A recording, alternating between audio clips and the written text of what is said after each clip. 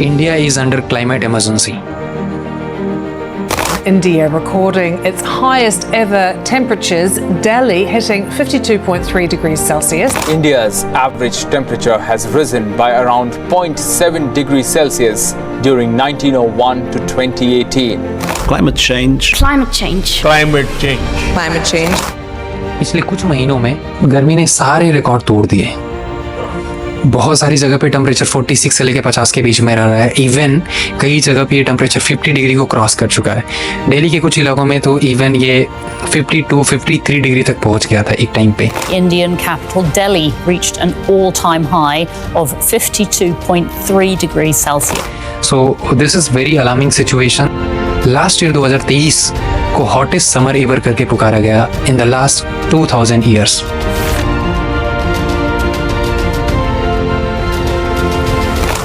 इस बार की गर्मी 2024 की गर्मी ने उस रिकॉर्ड को भी तोड़ दिया है। ये सिचुएशन बहुत ज़्यादा वर्स हो गई है and we need to really focus on some solutions and try to fix the situations to some extent. Climate change is a growing challenge to the state, requiring increasing amounts of attention and resources. Bharat में पिछले कुछ सालों में heat waves का प्रकोप बढ़ता जा रहा है। मई और जून के महीने में टेम्परेचर मोस्टली 46 से लेकर 50 के बीच में ही रह रहा है। ये कुछ टाइम पे ये इवन 50 को भी क्रॉस करता जा रहा है। कुछ मेजर सिटीज जैसे Delhi, Bangalore, Chennai water crisis face कर रही हैं। दिल्ली में सिचुएशन बहुत ज़्यादा वर्स है। लोगों को पीने के लिए साफ पानी तक नहीं मिल रहा है। Fighting for a drop of water. These scenes from Delhi is not something one expects from the capital of an emerging economy like India. Amid a heat wave, with temperatures nearing 50 degrees Celsius, the poor are desperately chasing water. वहीं दूसरी तरफ देखें तो north east के Assam states में जो recently cyclone आया, Rimmel cyclone, उसकी वजह से बाढ़ के जैसे हालात हो चुके हैं। रात में छोटा सा बड़ा बारिश हुआ और इतना पानी हो गया, कैसे जाएंगे? इस साल 2024 की गर्मी में करीब 40,000 से ज़्यादा हीट स्ट्रोक के केसेस देखे गए और 100 से ज़्यादा लोगों की जान चली गई। आखिर ये सब क्यों हो रहा है? आज की इस वीडियो में इस पे ही बात करेंगे और लास्ट में कुछ प्रैक्टिकल सॉल्यूशंस भी देखेंगे। So please watch till the end. So एक मेजर जो रीज़न है वो है ग्लोबल वार्मिंग। धरती का टेम्परेचर हर साल बढ़ते जा रहा है।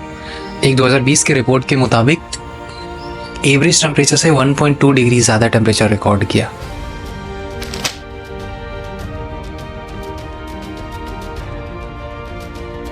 और ये हर साल की कहानी है, ये बढ़ते ही जा रहा है। इसमें जो मेजर ह्यूमन एक्टिविटीज़ है जैसे डिफॉरेस्टेशन, फॉसिल फ्यूल्स का ज़्यादा यूज करना, व्हीकल पोल्यूशंस, CFC एमिशंस ज़्यादा हो रहे हैं, ये सारे रीज़न की वजह से ग्लोबल वार्मिंग में हर साल बढ़ोतरी हो रही है। नेक्स्ट एक बड़ा रीज़न है वो है अनप्लान तरीके से अर्बनाइजेशन। जैसे जैसे हम नेशन डेवलप हो रहे हैं वैसे कंक्रीट और ग्लासेस इन टाइप के मटेरियल्स का यूज़ ज़्यादा बढ़ गया है बिल्डिंग्स, इंफ्रास्ट्रक्चर बिल्ड करने के लिए, बट ये मटेरियल बहुत ज़्यादा हीट एब्जॉर्बिंग होते हैं। सो जैसे ये सनलाइट इन पे स्कैटर करती है, सनलाइट जैसे इस पर पड़ती है वो इसको अब्जॉर्ब कर लेती है एंड इसको निकलने के लिए जगह नहीं बेसिकली मिलती है। सो ये मटेरियल की वजह से हीट एब्जॉर्ब होती है एक पर्टिकुलर एरिया में और एक्सेसिव हीट के केसेस देखने को मिलते हैं बहुत सारे। और इस पर्टिकुलर फिनोमेना को एक तरीके से एक पर्टिकुलर सिटी में बोलते हैं हीट आइलैंड। इन सब में एक जो मेजर प्रॉब्लम है वो है फ्लडिंग की प्रॉब्लम। हर साल बाढ़ की वजह से लोग की फसलें बर्बाद हो जाती हैं, कई लोग बेघर हो जाते हैं and this is a very severe situation. एक रिपोर्ट के अकॉर्डिंग इंडिया में हर साल करीब 75 लाख हेक्टेयर से ज़्यादा की ज़मीन अफेक्ट होती है।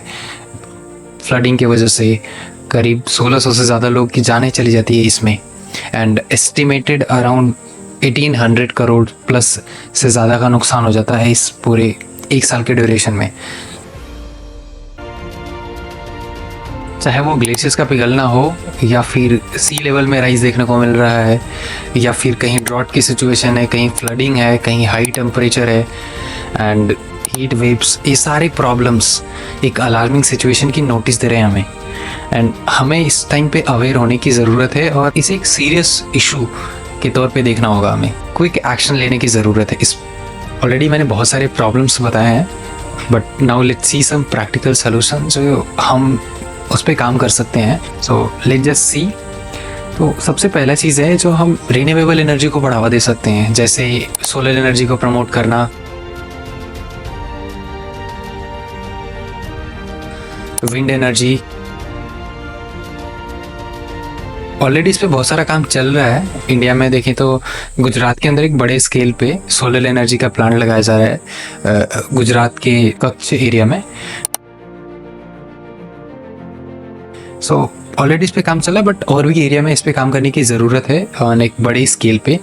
इसमें गवर्नमेंट सब्सिडीज दे सकती है एंड लोगों को जागरूक कर सकती है कि इसके बेनिफिट्स क्या है. नेक्स्ट हम water conservation and water management पे सॉलिड स्टेप्स ले सकते हैं, जैसे रूफटॉप वाटर हार्वेस्टिंग करना,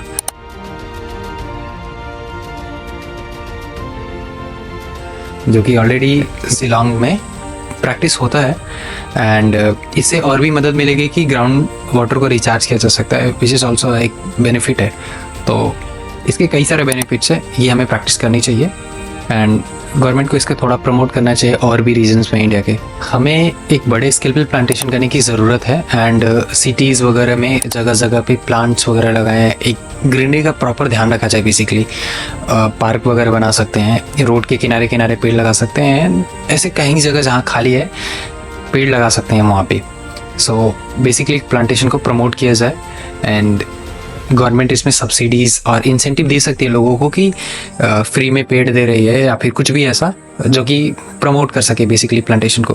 गवर्नमेंट इसमें स्टेप्स इनिशिएटिव ले सकती है एंड ऑब्वियसली इन सारी चीज़ों को एक प्रॉपर स्ट्रैटेजी एंड प्लान के थ्रू एग्जीक्यूट करने की ज़रूरत है, जिसमें गवर्नमेंट का एक बहुत बड़ा रोल है. इसमें central government plus state government and the local government तीनों को एक साथ आकर काम करने की ज़रूरत है, एक टुवर्ड्स अ कलेक्टिव गोल, जिसमें हमारा एज अ लोकल बहुत बड़ा हाथ होगा. सो लेट्स प्लेस टुगेदर कि हम एक जो अपने लोकल लेवल पे कर सकते हैं वो खुद करें, प्लांटेशन वगैरह करें, अपने घर के आसपास हरियाली रखें and be a responsible citizens. So that's should be our collective goal. Thanks for watching and आज के इस वीडियो में इतना ही. Have a nice day. See you in the next video. Bye bye.